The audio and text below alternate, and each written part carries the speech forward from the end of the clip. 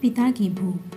5:30 को ऑफिस ख़त्म होने के बाद मैं सीधा घर नहीं गया क्योंकि मेरे दोस्त का फ़ोन आया था जिसने मुझे राजा रानी बड़ा पाव की शॉप के सामने मलाड में रुकने के लिए कहा था। उसे कुछ शॉपिंग करनी थी, इसलिए उसने कहा था तुम रुकना, साथ जाएंगे। हम दोनों हमेशा एक साथ शॉपिंग करने जाते थे। मैं अपने दोस्त का इंतज़ार करने लगा। एक 74-75 साल का बुजुर्ग आदमी, आंखों पर मोटे कांच वाले चश्मे, मैली धोती और कुर्ता पहने मेरे पास आया क्योंकि मैं लोहे के एंगल पर 3-4 फुट ऊंचाई पर बैठा था।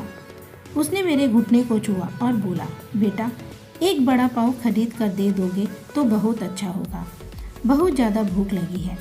मैंने जब उस बूढ़े आदमी की तरफ देखा तो वह मुझे रोज़ाना दिख रहे भिखारियों में से नहीं लगे। उन्हें देखकर ऐसा भी नहीं लग रहा था कि वह हर दिन भीख मांगते होंगे। ऐसे अचानक किसी बुजुर्ग ने मेरे पैरों को हाथ लगाया तो मुझे बहुत अजीब सा महसूस हुआ। मैं तुरंत एंगल से नीचे कूदकर खड़ा हो गया। मैंने अपनी जेब में हाथ डाला और 50 रुपये निकालकर उस बुजुर्ग को देते हुए कहा, अंकल आपको भूख लगी है तो यह लीजिए 50 रुपये, कुछ खा लीजिए। बुजुर्ग ने कहा, नहीं बेटा पैसे मत दो, बस एक बड़ा पाव लाकर दे दो, उतना ही काफ़ी है मेरे लिए। ठीक है, मैं लाकर देता हूँ, आप यहीं बैठिए। कहकर मैं बड़ा पाव की दुकान में गया और एक बड़ा पाव खरीद कर लाया और बुजुर्ग को खाने के लिए दिया। बुजुर्ग नीचे बैठकर बड़ा पाव खाने लगे। मेरी तरफ देखकर वह बोले, ऊपर मत बैठो, गिर जाओगे, यहाँ बैठो मेरे पास। कोई साथ बैठेगा तो मुझसे भी 2 निवाले अच्छे से खाए जाएंगे। मैं उनका कहना टाल नहीं पाया और उनके साथ ही बैठ गया। फिर मैंने ऐसे ही उनसे सवाल करना शुरू किया, कहाँ से आए हैं, कहाँ जाएंगे, किससे मिलने आए हैं, वगैरह वगैरह। मैं नागपुर से आया हूँ, एक छोटे से गांव में रहता हूँ। यहाँ मुंबई में मेरा तुम्हारी जितनी उम्र का एक बेटा है, एक बड़ी कंपनी में इंजीनियर है, उससे मिलने आया हूँ। 2 साल पहले उसकी शादी हुई, लव मैरिज। बहू पढ़ी लिखी है, नए विचारों वाली है। उसे सास ससुर यानी कि हम पति पत्नी गंवार लगते हैं, इसलिए हमारे साथ रहना उसे अच्छा नहीं लगता। इसलिए बेटा अब अलग रहता है, यहीं मुंबई में 2 सालों से। परसों मेरे इस मोबाइल पर उसका फ़ोन आया था, कह रहा था अमेरिका में नौकरी मिली है उसे, बीवी को लेकर जा रहा है 10 साल के लिए अमेरिका। यहाँ बॉम्बे में था तो 6 महीने में एक बार आता था हम बूढ़ा बूढ़ी को मिलने के लिए। अब इतनी दूर प्रदेश जा रहा है, एक बार मिलने के लिए आओ बोला तो अब समय नहीं बचा है। परसों फ्लाइट में बैठकर जाना है कहता है। अब 10 साल के लिए जा रहा है, पता नहीं तब तक हम जिएंगे या मरेंगे। इसलिए सोचा खुद ही जाकर उससे मिल लेता हूँ। कल शाम से एयरपोर्ट को ढूंढ रहा हूँ, लेकिन यहाँ के लोग कहते हैं कि इस एरिए में एयरपोर्ट है ही नहीं। बुजुर्ग ने एड्रेस वाली चिट्ठी मेरे हाथ में देते हुए कहा। उनकी बात सुनकर मैंने कहा, लोग सच ही कह रहे हैं, एयरपोर्ट यहाँ नहीं है, सेंटा क्रूज में है। बुजुर्ग ने मेरी तरफ देखकर कहा, लेकिन परसों जब बेटे का फ़ोन आया था तो उसने यही पता लिखवाया था मुझे। लगता है यह फ़ोन भी ख़राब हो गया है, फ़ोन ही नहीं आ रहा बेटे का। मैंने बताया था उसको कि मैं उससे मिलने आ रहा हूँ मुंबई। कहते हैं बुजुर्ग ने मोबाइल मुझे देखने के लिए दिया। अब एक हाथ में चिट्ठी थी और एक हाथ में मोबाइल था। मैंने मोबाइल का बटन दबाकर देखा, मोबाइल अच्छे से चल रहा था और मोबाइल में नेटवर्क भी पूरी तरह से आ रहा था। मैंने उनसे पूछा, आपने नहीं लगा के देखा फ़ोन बेटे को? मुझे कहाँ लगाना आता है बेटा फ़ोन, कोई फ़ोन करता है तो उठा लेता हूँ बस, उन्होंने कहा। मैंने रिसीव कॉल में जाकर आखिरी आए नंबर पर कॉल किया। 2 रिंग बजने के बाद कॉल कट कर दिया गया। फिर मैंने एड्रेस की चिट्ठी खोलकर देखी, उसमें जहाँ हम बैठे थे वहीं का एड्रेस था, यानी कि जानबूझकर गलत एड्रेस दिया गया था।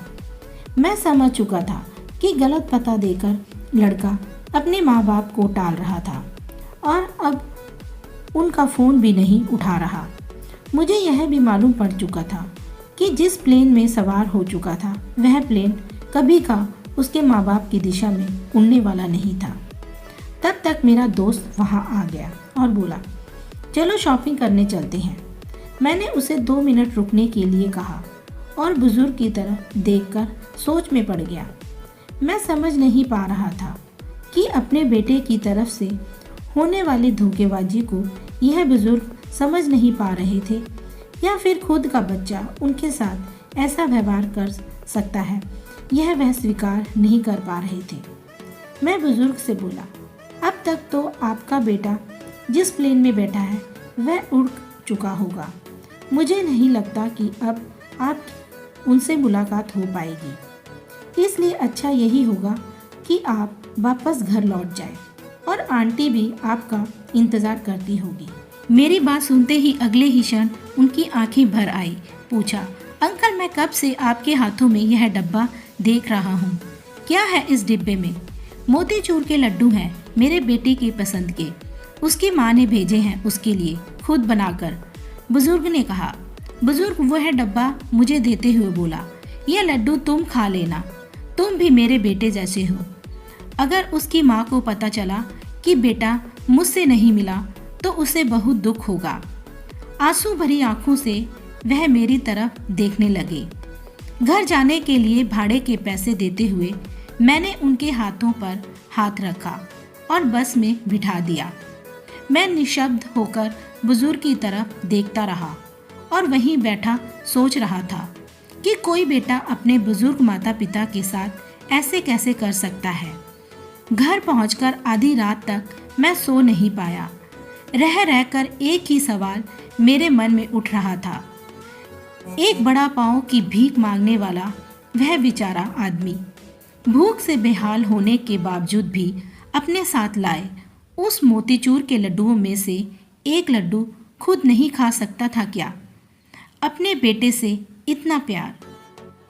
दोस्तों, आजकल के बच्चे जो अपने बुजुर्ग माता पिता के साथ अच्छा व्यवहार नहीं करते और कल को उनके बच्चे जब उनके साथ ऐसा व्यवहार करेंगे तब उनको एहसास होगा कि हमने गलत किया। पर कहते हैं जैसा करोगे वैसा भरोगे। कहानी कैसी लगी हमें कमेंट में लिखकर बताएं। वीडियो को लाइक और चैनल को सब्सक्राइब करें।